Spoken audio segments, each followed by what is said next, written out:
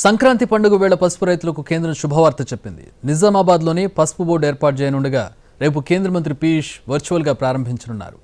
నగరంలోని ప్రైవేట్ హోటల్లో జాతీయ పసుపు బోర్డు ప్రారంభోత్సవ కార్యక్రమం జరగనుంది. మరోవైపు జాతీయ పసుపు బోర్డు చైర్మన్గా పల్లి గంగారెడ్డిని నియమిస్తూ కేంద్రం ఉత్తర్వులు జారీ చేసింది. పల్లి గంగారెడ్డి అంకాపూర్కు చెందిన సీనియర్ నేత. గతంలో బీజేపీ జిల్లా అధ్యక్షుడిగా పనిచేశారు.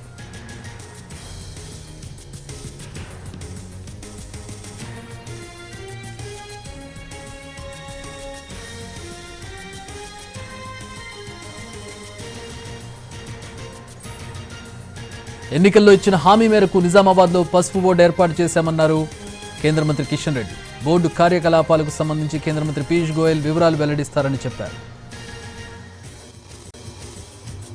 సందర్భంగా ఏదైతే పసుపు రైతులు ఉన్నారో ఆ పసుపు రైతులకు ఏదైతే గత ఎన్నికలప్పుడు నరేంద్ర మోడీ గారు ప్రకటించారో పసుపు బోర్డు ఏర్పాటు చేస్తామని, దానికి ఈరోజు కార్యరూపం దాల్చింది.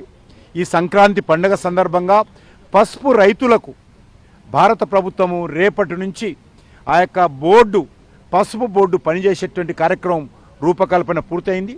దానికి సంబంధించి అన్ని రకాలుగా ఏర్పాట్లు చేస్తూ ఉన్నాం. మన నిజామాబాద్లో, హైదరాబాద్లో, ఇతర రాష్ట్రాల్లో కూడా ఈ యొక్క కార్యక్రమాలు కొనసాగుతాయి. రేపు దానికి సంబంధించినటువంటి వివరాలన్నీ కూడా మరి కామర్స్ మినిస్టర్ అయినటువంటి పీయూష్ గోయల్ గారు నరేంద్ర మోడీ గారి ఆదేశాలతో రేపు ఈ యొక్క పసుపు బోర్డుకు సంబంధించినటువంటి మరి పని ప్రారంభించేటువంటి వివరాలన్నీ కూడా రేపు ప్రకటిస్తారు.